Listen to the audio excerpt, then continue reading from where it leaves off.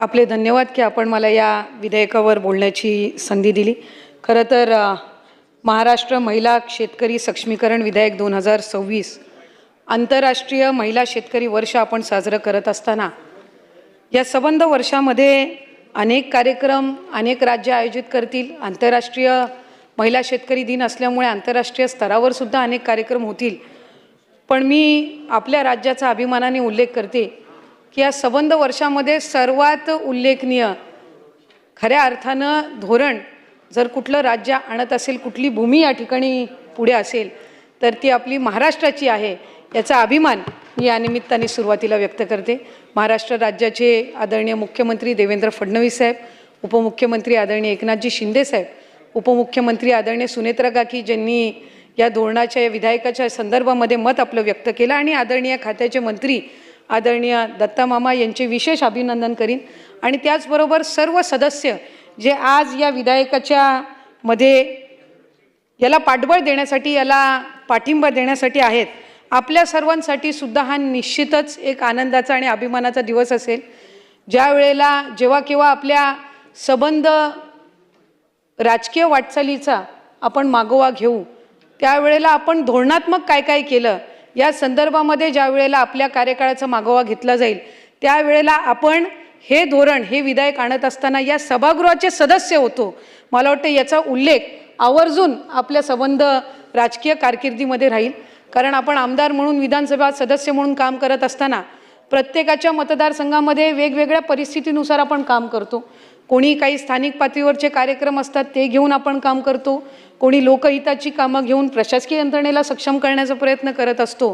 पण या सगळ्यामध्ये आपल्या पद्धती मतदारसंघानुसार जरी वेगवेगळ्या असल्या तरीही मूळ एखाद्या विधायक म्हणून किंवा एक आमदार म्हणून विधानसभा सदस्य म्हणून काम करत असताना पहिली भूमिका आपली ही असते की आपण चांगली धोरणं आणावी, राज्यामध्ये चांगली विधेयक राबवावी आणि त्यातलं हे एक अतिशय उत्कृष्ट आज विधेयक या ठिकाणी दत्तमामा आपल्या माध्यमातून मांडण्यात येत आहे। याचा विशेष उल्लेख मी या निमित्ताने नक्कीच करीन। महिला म्हटल्यावर त्या मल्टीटास्किंग असतात, घर सांभाळतात, नोकरी करतात, काही महिला ग्रामीण भागातल्या घर सांभाळतात, शेती करतात। अध्यक्ष महोदय, मी ज्या विभागातून येते तो कोकण विभाग, आपणही त्या विभागातले आहात।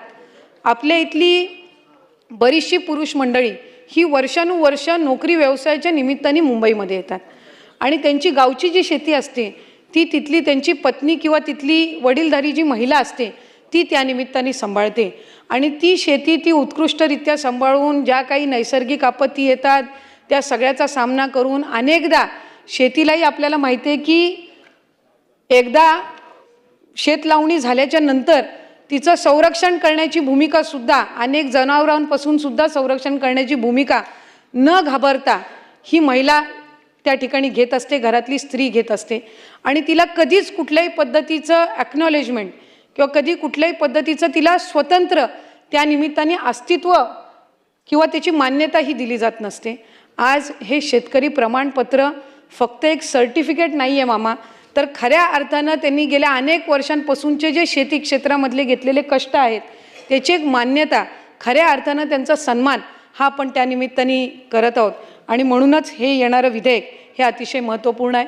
महाराष्ट्र पुरोगामी राज्य आहे, अनेक धोरणं ही महाराष्ट्रातून आली। महिला धोरण आणणारं सुद्धा महाराष्ट्र राज्य हे पहिलं आहे। आज 4थं महिला धोरणसुद्धा आपण त्या ठिकाणी आणलं आणि 4 महिला धोरण आणणारं सुद्धा महाराष्ट्र राज्य हे पहिलं राज्य आहे। अनेक मग महिलांना राजकीय क्षेत्रामध्ये आरक्षण असो असे विविध निर्णय आपल्या राज्याने घेतले आणि आज शेती संदर्भातलं महिला शेतकऱ्यांसंदर्भातलं धोरण आणणारं सुद्धा आपलं राज्य हे त्या ठिकाणी प्रथम ठरलेलं आहे।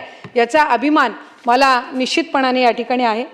मगाशी पंकजाताईंनी उल्लेख केला, राजमाता जिजाऊ ज्यांनी स्वराज्याचं स्वप्न बघितलं पण ते छत्रपती शिवाजी महाराजांना त्यांनी इतकं कणखर सक्षम केलं की ते स्वप्न त्या निमित्ताने ते पूर्ण करू शकतील। पुण्यश्लोक अहिल्याबाई होळकर प्रशासक म्हणून त्यांना उत्तम प्रशासक म्हणून आपण ओळखतो। जी काही मंदिरं पाडण्यात आलेली होती अशी असंख्य मंदिरं ही त्यांची पुनर्बांधणी ही पुण्यश्लोक अहिल्याबाई होळकरांनी केली। क्रांतिज्योती सावित्रीमाई फुले, आज आम्ही सगळ्याजणी या ठिकाणी आहोत आणि इथं आम्हाला आमचं मत मांडता येतंय ही खऱ्या अर्थानं त्यांची देण ही आम्हाला आहे। त्याचबरोबर महाराणी ताराराणी असतील ज्यांनी